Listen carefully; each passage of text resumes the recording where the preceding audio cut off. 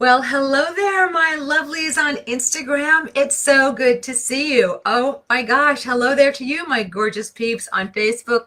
It's so good to see you too. Hey guys, I'm Donna Hoffman. They call me the Interior Design Advocate, and welcome to you to another Instagram Live and Facebook Live here on Tuesday afternoon when it's all about designing and all about you. They call me the Interior Design Advocate because I advocate on behalf of design lovers everywhere. If you love working on your own home, I've got great online courses for you. If you want to grow your own interior design business to heights you never thought possible and you're thinking, oh, I'm a creative, I'm sensitive, how can I do this? Got something coming for you as well. I've been called one of America's leading design coaches, which is such an honor. And when I'm not coaching and teaching people who love design, I run a luxury interior design company in the Philadelphia region of the United States. I am grateful and blessed to have the team that I have. We're a growing team. We just had another new designer start with us this week. And I'm so blessed to have the clients that we have as well. We're working on some really interesting projects. So I'm always bringing things to you to talk about that I know are real world issues and that I know are on your mind, things that are on your brain, your beautiful brain. All right, so what are we talking about this week? Well, I have a little announcement to make in a sec, but first let's talk about what we're going to talk about. Got to keep it even, right? Last week we talked about the not the pitfalls, but things to consider when you are downsizing. Well, this week we have to keep it fair and even, right? No mother can show favoritism to one child over another. As a teacher, I can't show favoritism to one topic over another. I love all design topics. So let's dive in to talk about what you have to consider when you are upsizing. And it's not the easy slam dunk that people think that it is. Sure, you have more space to work with, but what does that really mean for you? What does that mean when you're actually designing and putting all of this together? Let me just get that shot a little less crooked. I think that's a little better. So what does more space mean? Yes, it means that you're probably not going to have enough furniture. So you have to plan to spend a lot more money than you probably thought you were going to. And if you want a great formula, don't shoot the messenger. But when people upsize or build a new home and you're primarily filling it with just about anything and everything, meaning you're not bringing in a lot, and with upsizes, very often what you have, we'll talk about why a lot of it won't work the way you think it might. People can use the following formula that's been released inside of my industry, and it's this, that people will spend anywhere from 15 to 35% of the purchase price to fill and furnish a home. And I mean like the whole Megillah, right? I'm talking the rugs and the furniture and the light fixtures and the accessories, art. And I'm not talking about collectible art. I'm not talking about, $12,000, $15,000 canvases art-wise. I'm talking about like a little bit of art. So just keep that in mind. Upsizing is a really big commitment. So what are the 5 design considerations for you when you're going into a larger space?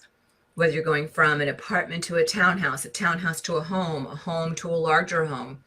So room size, expect your room sizes to gain, which means that you're going to have more square footage to fill, of course, but it also means you're going to have more window to control, more light to control. So really expensive treating windows. And it's not just about treating the window for the aesthetic, it's about creating something that will be sound absorbing. It's not just the furnishings that help to absorb some sound. It's also those window treatments, those draperies. So leaving windows as an afterthought when you're upsizing can really give you a little bit of a shock when you start looking at the costs. Also, with more window, very often now we're talking about banks of window, 2-story windows. What about glare? What about privacy? What about being able to watch TV? What about being able to, fall asleep? So you have to think about all of that from a cost perspective when you're upsizing. Also, room shape, big one when you are upsizing. Here are some common things that architects and builders, who I love to bits, will do sometimes in these larger residences. They'll do long, skinny rooms because they're putting a lot of square footage into your foyer, right? Your 2-story entry. So that starts to compress some of the other rooms on that main level. Long, skinny rooms. When you're out there house hunting or looking at blueprints, these long, skinny rooms are not the easiest things to design and work with. So just beware of the long, skinny room. If you're working on blueprints, Maybe you can alter that long, skinny room so that you're not having to fight that architecture. Because remember what I always teach you guys, architecture always wins. And architecture absolutely affects what you can and cannot put into a residence. So the long, skinny room can be a real difficulty. The diagonal fireplace, I don't know why that is a feature chosen in larger homes. I know in smaller homes, it's used to try to increase a sense of space. I was just looking at a mountain home out in Utah for a client, and I advised them against purchasing it. There was a corner fireplace so that there was a lot of window on either side showing these mountain views, which is great. But here's the problem with corner fireplaces. They force a really difficult, albeit strange, furniture layout and a very limited furniture layout. And you get these really weird diagonal angles running throughout the room with your furniture layout. So beware of that in a larger upsized home if you see that feature. Also, radiuses and turrets. You know, a turret might look really beautiful, or a bank of windows in a semicircle might look beautiful from the exterior of a residence. But I'm going to tell you right now, furnishing turrets and those radiuses, furniture layout can get really wonky and difficult, and you can actually have some wasted space. I'm dealing with one right now in a playroom in a residence. I have dealt with them in dining rooms. They can really just force a banquette to just pop in there into that radius with the table laying in as well. So they're beautiful, but they can be a little tricky. So beware of some of those features in the larger homes when you're upsizing as well.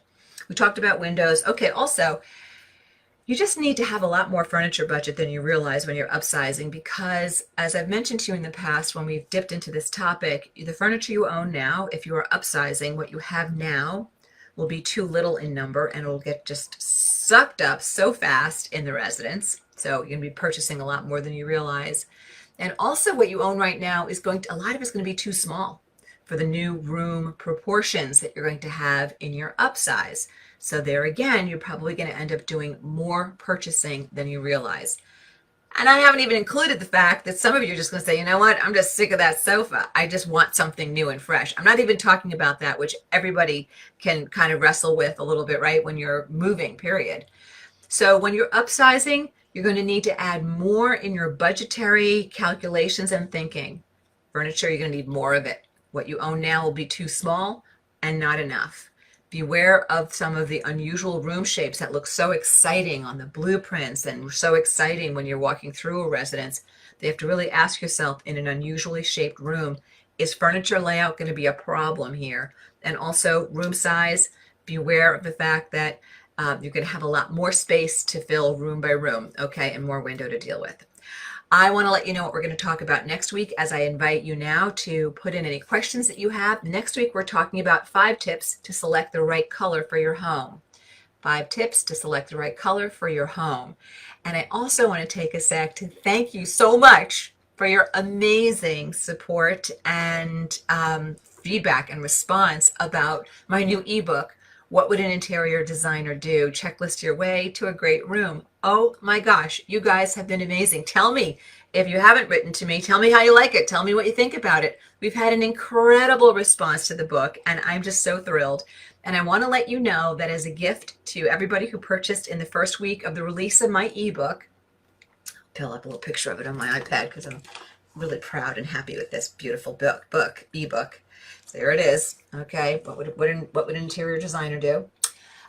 If you purchase your ebook before midnight tonight Eastern, that's midnight tonight Eastern, you will also get a free ticket from me to attend my VIP event, my book launch party called Wine and Design. You bring your own Pinot and your popcorn or your cocktail or your Cabernet. I'll have some Prosecco here. I'm going to get dressed up and we are going to design together. Yes, party guests and I will be talking to each other. We can open up your microphone so you can talk to me. Party guests will be able to send in pictures of your beautiful project that you're working on and ask me a question about it, and I can bring your pictures up live. So party guests have some good stuff coming at Wine and Design, and we also have some prizes because it's not a party if there aren't some things being gifted and given out.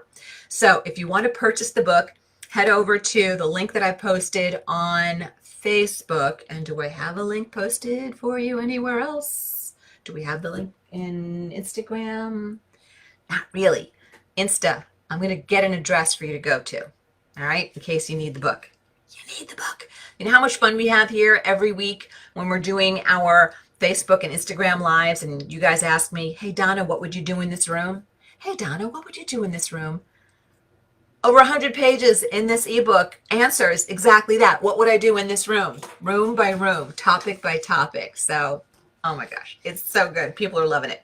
Okay, so if you want to purchase the book and you want to just hear the website, it's www. Of course, The Interior Design Advocate / ebook / really? Okay. The Interior Design Advocate / there's there like a .com or something in there? No. Okay. Well, I'm getting a hairy eye from somebody over there.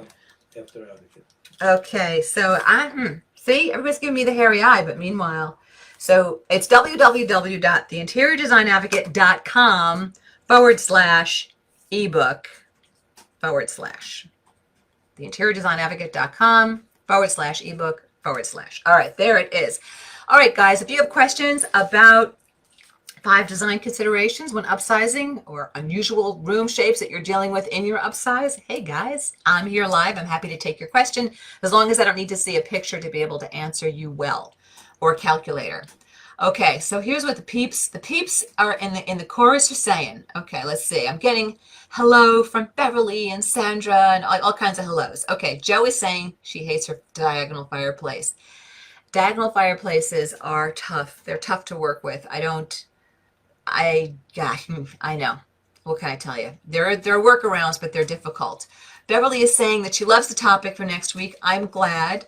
Sandra said she ordered the book last week. Excellent. She's going to check again. She has to check her email to make sure it arrived. If you order the ebook and you don't see it arrive right away, it means that you probably either have it stuck in your junk or spam folder, or you might have mistakenly put in your email address incorrectly. All righty, so just be aware of that.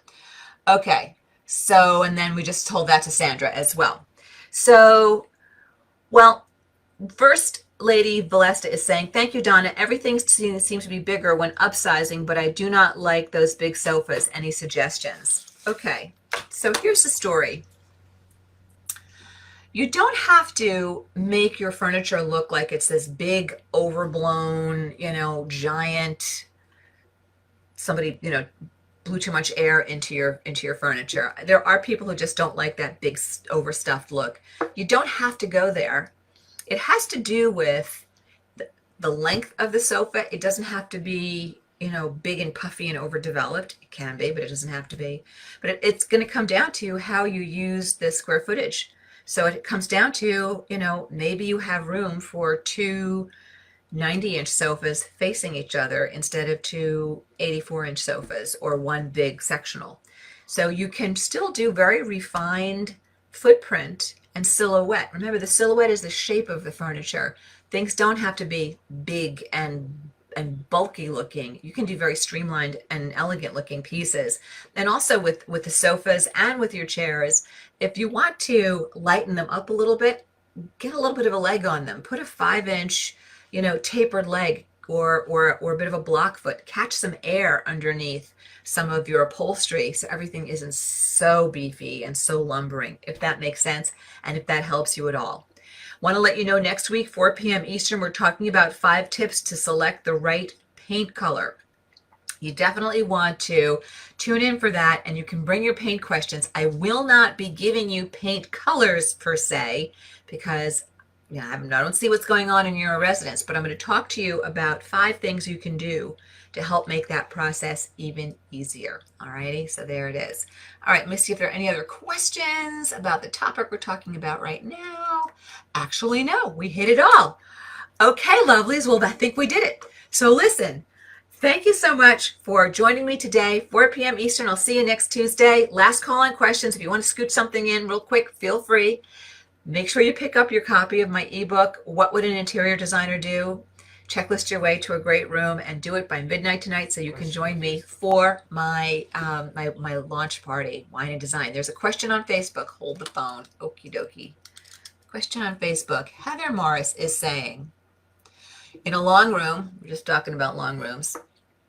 In a long room, TV over center fireplace in a long room, question mark, yay or nay. The room is 26 by 18 and the fireplace is on the long wall opposite a wide open entry to the kitchen dining area. Heather, I hope you're coming to my Wine and Design party, because if you are, you could send me 4 pictures of this room and ask me that question, and we could actually design together, you and me. So hope you bought my book and have a ticket and that you're coming to my party. The party is on September 29th at 8 p.m. September 29th, 8 p.m. Eastern. There it is. Okay, so Heather, I would really want to see a picture to be able to tell you this, but without seeing a picture, I'm going to say that sounds like if this is your room, like a long whatever, and you've got your TV here in the center, you're going to have to do something with your conversation area here, and then on either side, there's something else happening. I don't know what that something else is. Is it like a little reading nook with a built-in bookcase over here? Is there something else happening? Is it a small card table? Is it a chaise and a little sidearm table? I don't know. I would need to see this space to be able to tell you. But that's a long, narrow room, 26 by 18. But you should be able to float your furniture in that room, Heather. Absolutely, I want you to do a measured space plan. I know, I sound like I'm such a broken record, but it's true.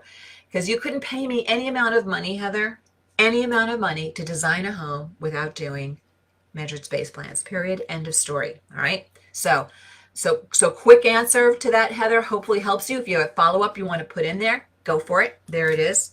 And there it is. Okay. First Lady Bless is saying, what time will the party be on Zoom? The party is going to be on, the book launch party is at 8 p.m. Eastern. So 8 p.m. Eastern, Wednesday, September 29. All righty. I'm excited to see what you guys are working on. The only people that have ever been able to do this type of online interactive design with me have been my students and my VIP students who have already gone through my courses. I'm opening this up to anybody who has purchased my book by midnight tonight, by 11:59 p.m. Eastern tonight. You will get an invitation. The invitations, I think, are going out tomorrow, right, Steve? The invites are going out tomorrow to all of our people, everybody who's purchased the book by midnight tonight. And you'll see your RSVP details and all that sugary, delicious goodness. I'm excited. So there it is. Hopefully that helps you. Okie dokie.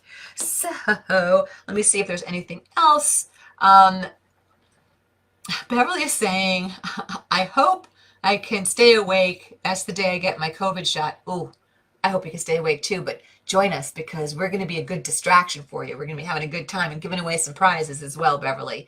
Sophie is saying, when will I receive my party invitation? That will be going out tomorrow.